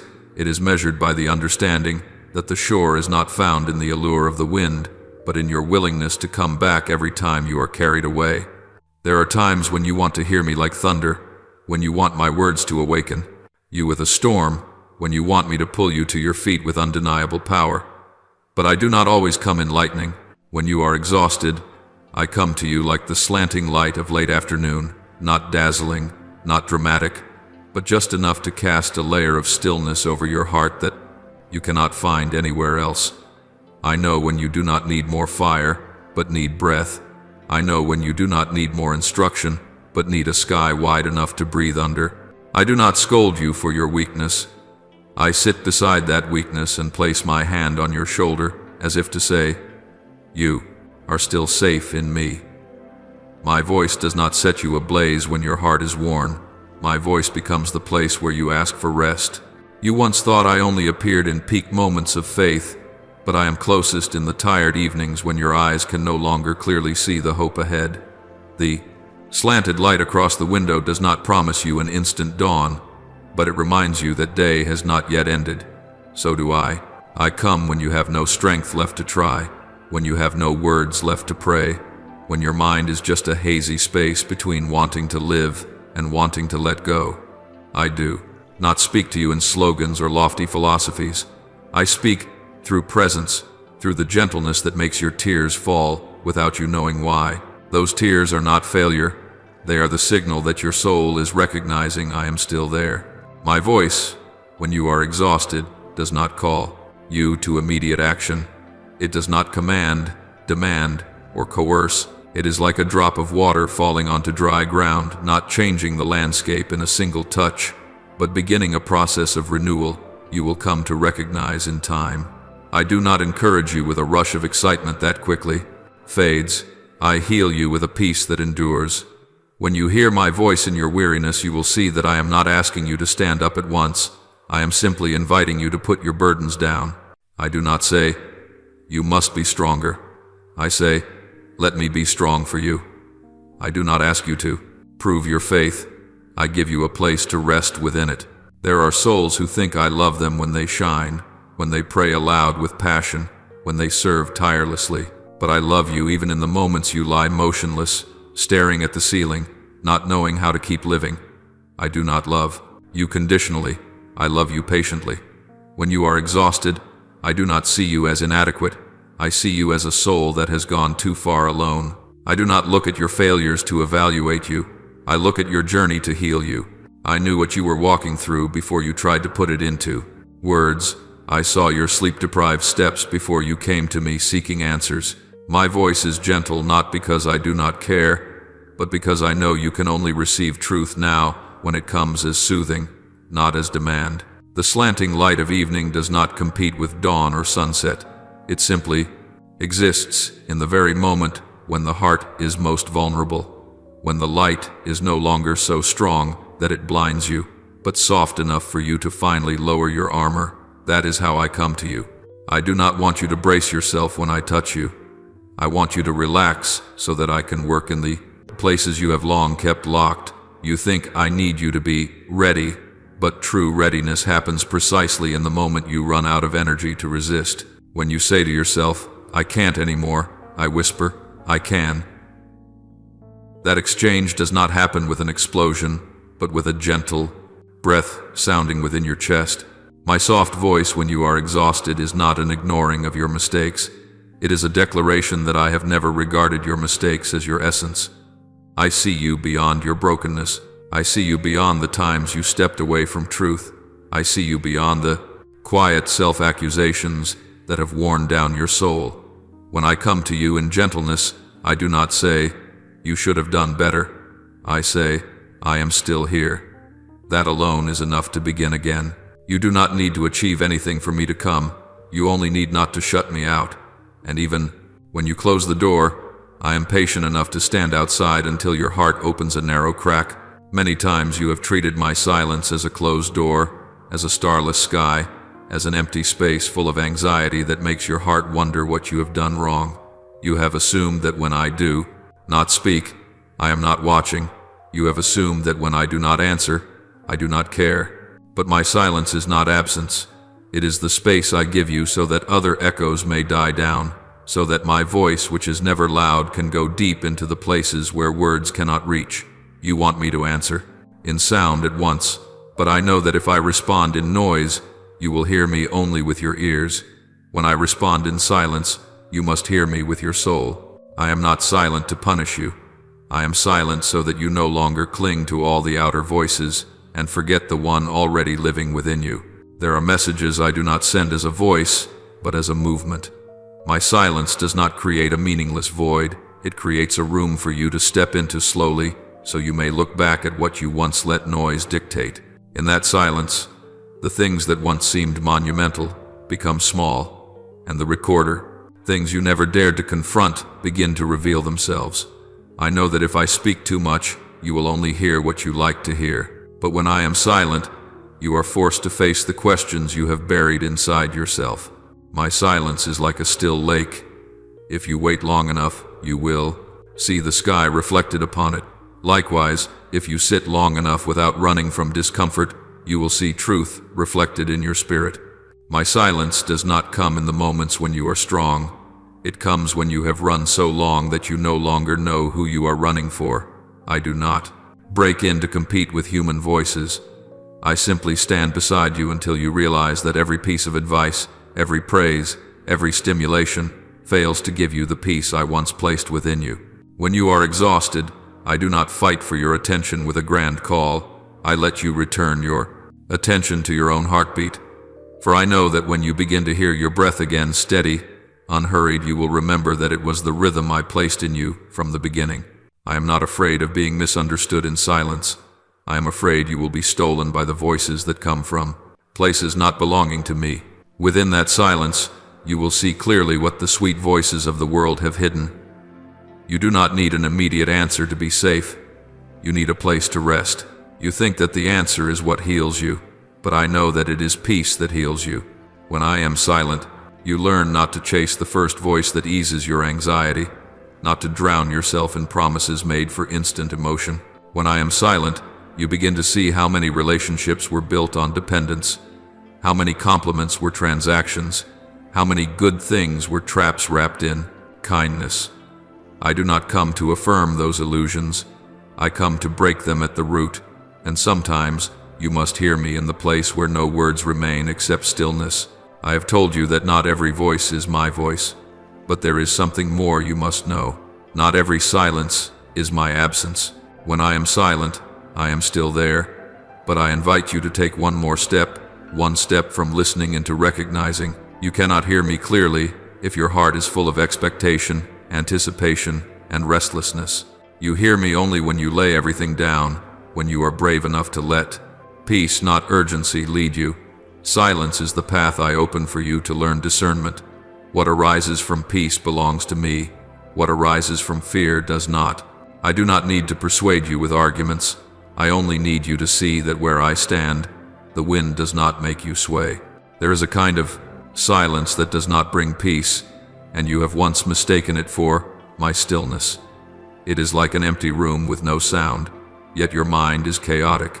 It does not lead you inward, but pushes you toward self-pity as if by enduring long enough, all answers must eventually submit to your ego. False. Silence is when you begin inventing your own answers, writing a script for your life based on excuses born from wounded instinct. It makes you believe you need no one, that no one understands you, that everyone is against you. But that is not strengthening. It is the way darkness teaches you to build a room for itself. That silence does not invite you to return to me. It drives you into a loneliness, like the inside of a seashell, where all you hear is the echo of your own fear. False silence often comes after disappointment, rejection, or relationships that have hurt you. It tells you, no one is worthy of your openness anymore. It flatters you with soothing words. Live for yourself. You don't need anyone. But that pride does not heal you. It only paints over the cracks no one has ever touched. It makes you wrap your heart like a precious object locked in a box, but a box without any key to open. That silence does not lead you to true peace. It leads you to paralysis. You think you are calm because you no longer hear anyone's voice, but in truth you are sinking into the depths of your own soul. I do not create a silence that closes the door on every living soul. I create stillness so you may open the door to me. Solitude is not where I place you, so that you become an unbreakable fortress. I do not teach you to build walls to avoid pain. I teach you to grow roots so that you may stand firm. There are those who choose to lock their emotions away after being wounded and call it peace. But that is only counterfeit silence, like a sky covered in clouds that hides the moon. It is not the absence of light, only light being obscured. If you listen to that silence long enough, you will begin to believe you no longer need me, only that you must close every door, hold everything inside, and console yourself with, I am enough on my own. My child, that is not strength, it is collapse decorated with pride. The stillness that comes from me will always lead you out of the cocoon of isolation, while false silence binds you with the cord of self-importance. There are moments when you mistake the relief of shutting out all voices for peace, but that relief is like leaving the battlefield, only to find yourself lost in the forest. No one is chasing you, yet you no longer know the way back. That feeling of, I am fine without anyone, is the temptation of loneliness. It convinces you that no love is deep enough, no connection is real enough. But look at your heart. True peace never comes with hardening. When you feel the need to protect yourself by sealing every window, that is not my whisper. That is the bond between wounds and fear. I do not bring you into silence so you may curl into yourself. I bring you into silence so you may let yourself fall and allow me to lift you. You can tell true silence from false silence by the purpose it creates. The silence that comes from me softens your heart, slows your breath, and teaches you that you do not need to control everything. It is like a sunset that is not spectacular, yet its gentle orange releases the burdens of the day. It does not teach you to cut people off. It teaches you to unfasten the cords binding you to what does not belong to you. False silence, by contrast, is like a dim lamp in a locked room. No one can enter, but no light can enter either. You feel safe simply because no one is close enough to hurt you anymore. But that safety is an abandoned field. No life, no growth, only weeds rising from fear. I will never lead you to a place where you must lock your soul away just to survive. My stillness always opens a door. It always allows you to see that even if you do not understand everything, you have not been abandoned. My silence always has a destination. Either I am healing you, or I am preparing you for a transition. False silence leads you nowhere. It only keeps you standing still in the dark. Remember this as you walk through lonely seasons. I do not push you away so you will learn to live without anyone. I draw you out from the crowd so you will remember there is only one place to lean upon, the place where I dwell. There are two kinds of silence that enter your life, and you only recognize their nature when you look at the direction your soul moves afterward. One silence makes you close yourself off, build walls of defense, gather your emotions like someone collecting ashes after a fire that once burned. That silence does not calm you. It only makes you remain quiet out of fear, afraid of speaking wrongly, afraid of opening up, afraid of letting the light see the shattered corners within. It is like a lamp with its wick already burnt. On the outside there remains a faint glow, but smoke fills the air, stinging the eyes, making it hard to breathe. That light does not guide. It merely lingers for a few final flickers before it fades. That is false silence, where your soul is swallowed in the haze, showing you neither the way nor the truth, and slowly convincing you that the light within you has died. The silence that comes from me is different. It is like an oil lamp that still burns, not brilliant, not hurried, but sustained by a steady source. When you look at that flame, you know it is enough to carry you a little farther. You are not pressured to shine for anyone. You simply need to keep stepping forward. My silence does not make you fear speaking. It does not make you feel meaningless. It does not provoke doubt in your own worth. It causes you to breathe deeply, to place your hand over your chest and realize that I am there. You do not need to run seeking answers, nor prove anything.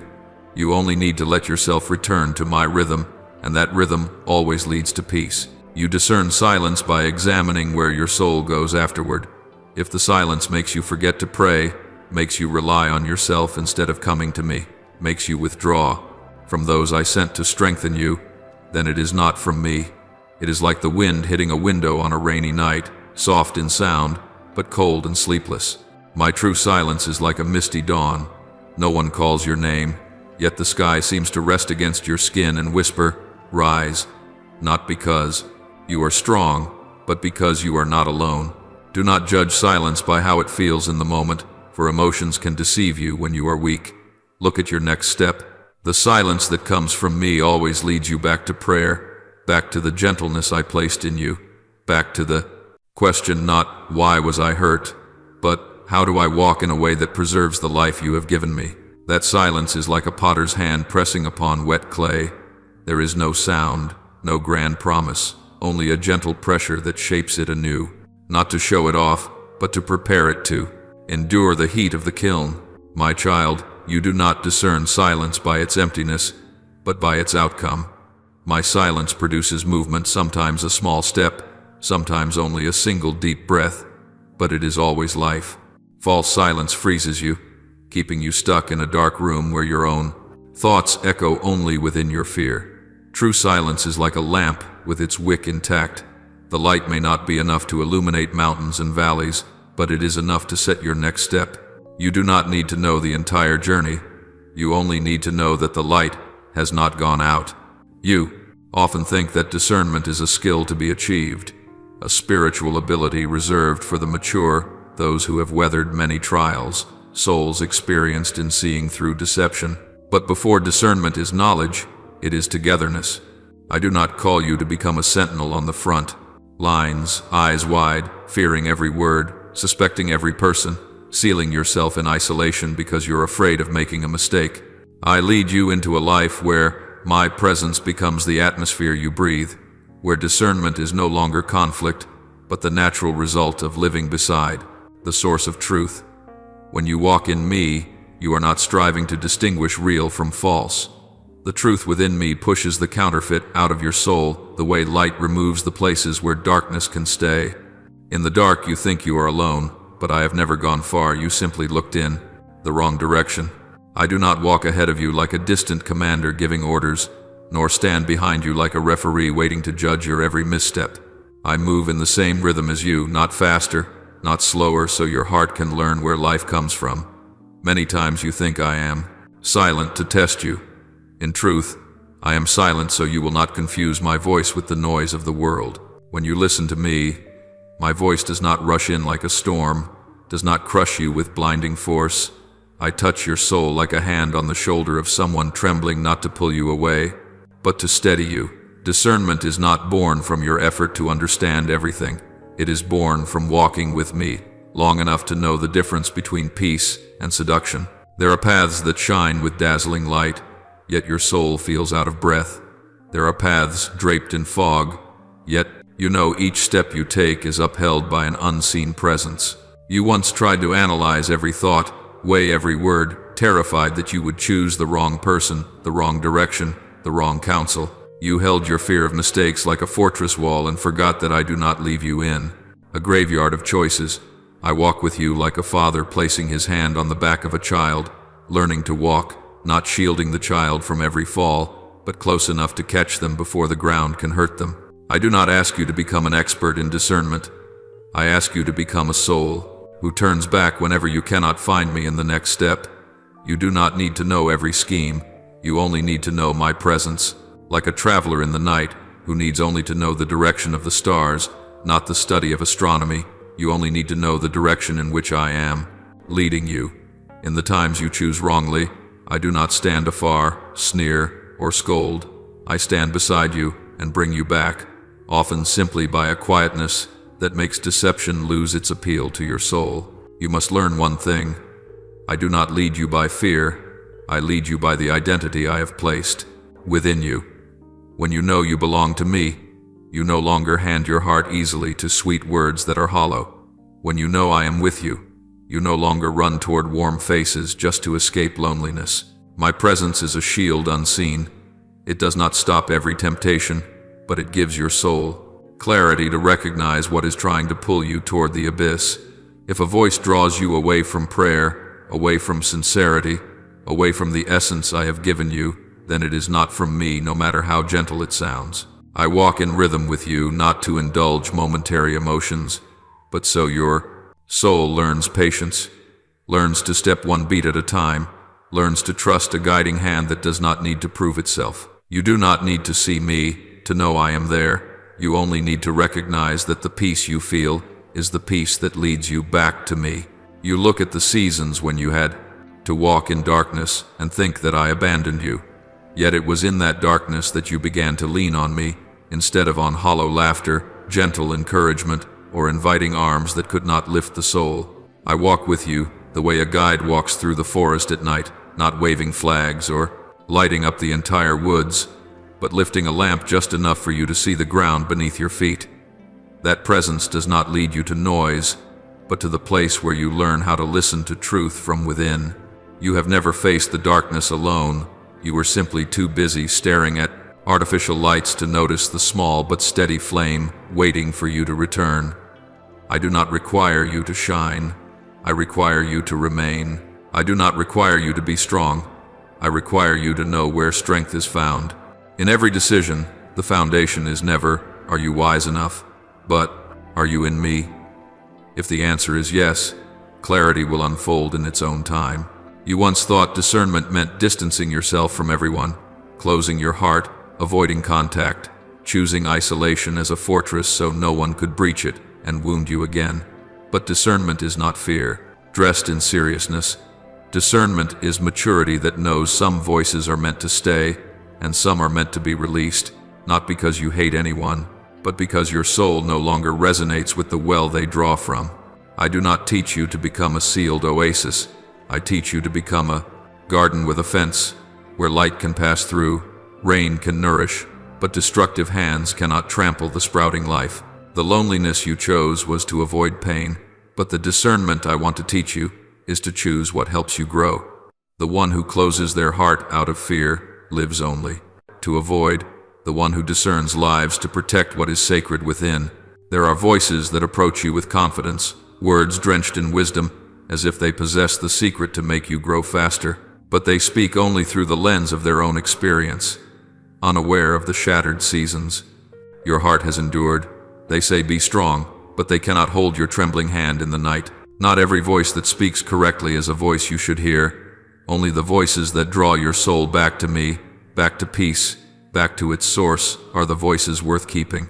Some people make you laugh loudly, but after meeting them, your soul is emptier than before. Some speak little, but after you part from them, your heart is calmer, lighter, as if a faint warmth has been lit in a forgotten corner. Discernment does not lie in how pleased your emotions are in the moment, but in the quiet change that settles inside after the encounter.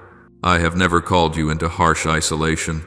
The solitude I give always has windows facing the light, always has space for you to breathe and recognize the beauty of the road ahead. But the isolation the enemy plants in you is a locked warehouse, where you sit alone with negative voices, convinced that every heart is a threat, every word a lie, every path a betrayal.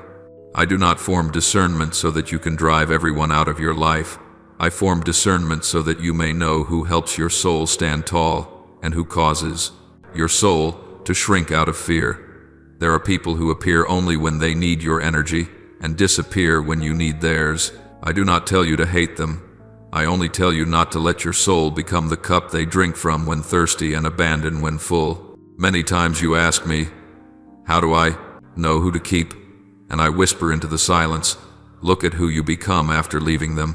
If you return to me more easily, if your desire to pray increases even a little, if your heart becomes softer toward the weak, that is the voice that nourishes your soul. But if after the encounter you doubt yourself, if your soul feels heavy as stone, if you feel the need to prove your worth, to defend your purity from mockery, then that is not someone I have sent. My voice, even through a person, never robs you of peace, never forces you to abandon truth for the sake of temporary emotion. I do not allow gentleness to strip away your dignity, and I never send people who make your soul curl up in fear of making a mistake. Remember, discernment does not make you someone standing on a mountaintop looking down on the crowd, believing you are better or deeper. Discernment is the recognition of who walks in the same rhythm, who helps carry your weight, who respects the growth I am forming in your soul. Some relationships are beautiful like spring, but they were only meant for a stretch of the journey. When the season changes, you must let go in order to grow. Some advice is kind, but without foundation it decorates the surface like flowers in a vase, lovely but without roots, unable to live long. I want you to choose those who have roots, souls that are not perfect but know how to lean on me, not because they have all the answers, but because they will share silence with you. When words would damage the work taking place within, there are people who approach you with well-meaning words, offering immediate comfort like a soft chair that makes your body relax, but they do not help you take another step. They say, rest in our arms, don't try so hard, don't endure anymore. And the words feel lovely, but they are like a thick mattress in a darkened room inviting you to fall asleep in a life smaller than the destiny you carry. I do not send you people who keep you weak just so they can feel important. I send you souls who know how to bend down to lift you up and then step back so you can find your own rhythm. They do not pull you into dependency. They give you space to practice standing. They do not replace me as your foundation. They simply point toward me and step out of the spotlight once you know how to walk. True nourishment never locks you inside a cocoon of affection. It is like the friend who walks beside you at dusk. They know you are tired. They are willing to slow their pace for a moment. But when the sun begins to set, they remind you to go home instead of holding you back out of laziness. There are souls that radiate warmth, like fire, not to burn, but to keep you warm long enough for you to regain your breath, then return you to the path I prepared. They are not there to be your savior. They are there to remind you that you carry love within, that you carry light within, and that my voice runs through your soul. These are not the ones who need you weak to feel strong. They rejoice when you become steady, and they are glad when you can stand without them. That is the mark of nourishment that comes from me. It focuses on your life, not on their control. You have grown used to relationships that make you shrink. There are people who do not want you to stand tall, because when you stand, they lose something to lift themselves with. They need your wounds to create their role. They call your weakness endearing, your dependence, companionship, your fear, sensitivity. But you must understand, a soul healed by me offers support like a step, not like a crutch. A step helps you rise to a higher level. A crutch keeps you limping forever. The one I place beside you will not paint over your helplessness. They will not repeat, "You'll be fine," just so you never change. They will lay a gentle hand on your shoulder and say, "Try one more step," even when that step trembles. They do not do it for you. They believe you can do it. Imagine a young sapling beside a wall. If a hand stakes it too tightly, it will never develop roots deep enough to withstand the wind. It will stand there, looking steady, but the moment the wall is removed, it collapses because it never learned how to cling to the soil. So it is with humans. Those who nurture you through dependency turn you into a leaning trunk, never teaching you how to draw nourishment from the source I have prepared. But those who come from me are like early rain. They soften the earth. They help the roots find their way. They do not pull the sapling into their own shadow. They allow it to reach toward the light so that it may discover its own living identity. That is why I do not allow easy relationships to last too long. I know that if you remain in that hollow comfort, you will forget that you were born to live, not to be sustained. You must learn an essential humility. You are not meant to become the center of someone else's world, and no one is meant to become the center of yours. When you regard a person as your source of life, you unknowingly remove me from the throne that only I should hold. When you see someone as the only radiance in your night, you grant them power over your heart, and when they falter, you collapse with them. I do not allow you to anchor your identity in any person, no matter how kind they are. Your identity is grounded in me, and those I send are simply the ones who remind you of this. True nurturing does not rob you of agency. It deepens your heart, makes it more stable, more resilient, not more dependent. You will know you have met the right kind of person when, after your conversations with them, you want to pray more, to listen more carefully, to live more kindly, not simply cling to them. You have moved through each section as if walking through thin layers of mist, where every step revealed a new stretch of light within your soul.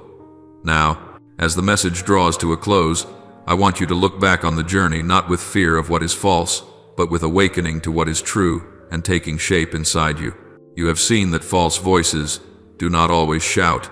Sometimes they borrow gentleness to make you forget prayer. You have recognized that discernment is not a battle against the world, but a return to me, where my breath becomes the compass, where my peace becomes the gravity that pulls you back to the true path.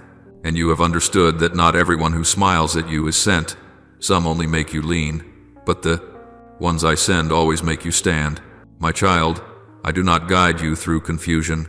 I guide you with light sufficient for each step, so you may learn to trust the rhythm I have placed within your heart. You no longer need to fear false gentleness or twisted silences, because now you know that everything which comes from me leads you back, not pushes you away. You no longer discern with trembling, but with depth, where you recognize what nourishes your soul and what makes it shrink. And from this place, you will walk forward not as one who fears the dark, but as one who has seen the light within. Go on, my child. Hold the gentle awareness I have sown in you. The world may change its colors, voices may change their disguises, but the truth in me will not change. When you walk in that light, no deception will be able to hold you anymore. I do not only want you to walk securely, I want you to know that with every step you take, I am walking with you. Now pray as follows. Lord, teach me to discern your voice among the countless echoes of this life. When my heart is unsettled by advice that seems loving yet draws my soul away from peace, let me pause before you. Like a weary traveler searching for true water, place within me the stillness to know that the rest that comes from you is not escape, but return. When my emotions rise or fall, remind me that you lead me by direction, not by the impulsive surges of the mind.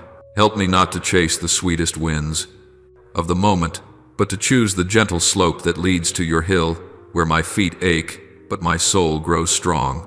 Lord, grant me eyes that can discern the true gentleness of your presence.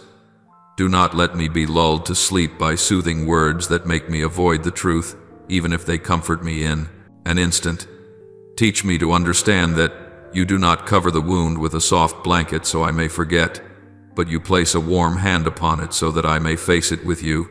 Help me not to mistake kindness for compromise, not to call empty soothing, healing, not to call neglect peace. Give me the courage to receive your gentleness, the kind that draws me toward the light, not the kind that blinds me to the darkness. Lord, when those around me use affection like water poured over my exhaustion, remind me that not every concern carries your breath.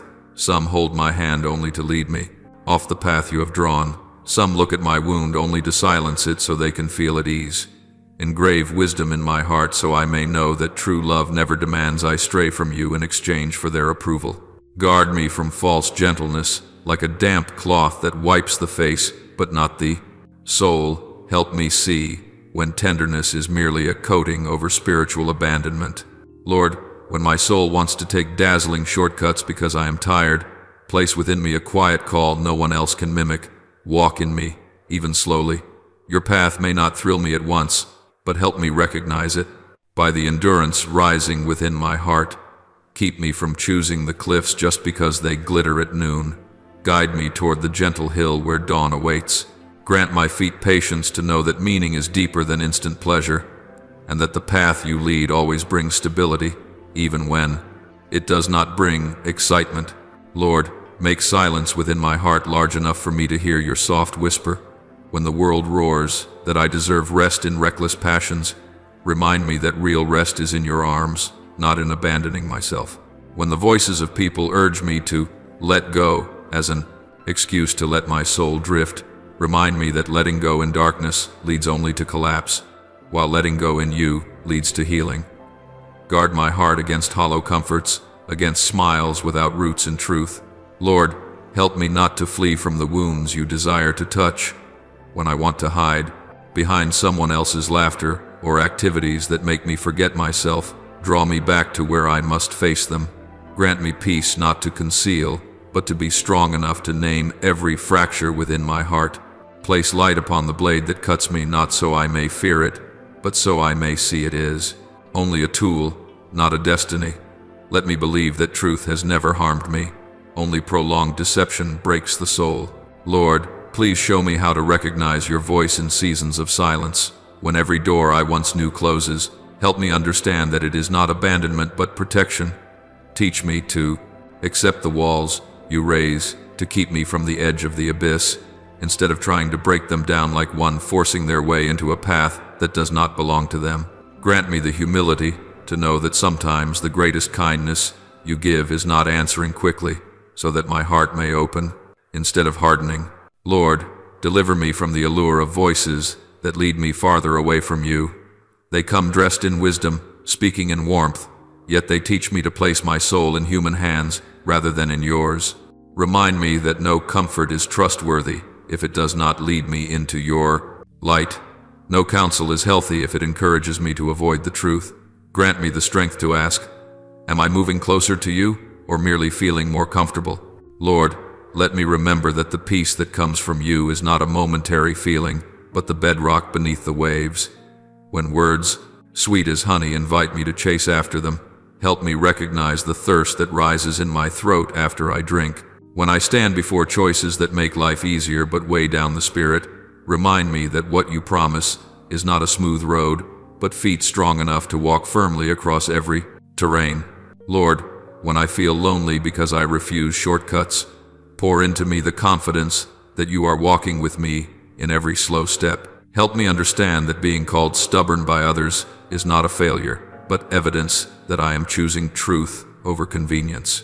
Keep me from envying those who gain quickly by compromise, from coveting results purchased at the cost of the soul. Lift my eyes beyond the present to to see the glory that grows out of steadfastness. Lord, keep me from judging voices by how pleasant they sound. When something makes me happy but weakens the fire within, grant me the resolve to let it go. When something makes me afraid but draws me closer to you, grant me the courage to step forward. Engrave within me the truth that you do not lead by immediate emotions, you lead by destination. Teach me to love truth that is slow and enduring, not joy that flares and dies like fireworks. Lord, make me one who returns, not one who escapes. When I lose myself in long nights, help me remember that you are not in the noise or the lightning, you are in the whispers, in the narrow beam of light that keeps my feet from the precipice. Teach me that whatever pulls me away from you, no matter how gentle it feels, is not love. And grant me faithfulness in the journey back, step by step, breath by breath, knowing that you wait for me in a peace no one can steal. I offer this prayer in the holy name of Jesus Christ. Amen. Don't forget to subscribe and turn on notifications so that together we may build a strong community of faith.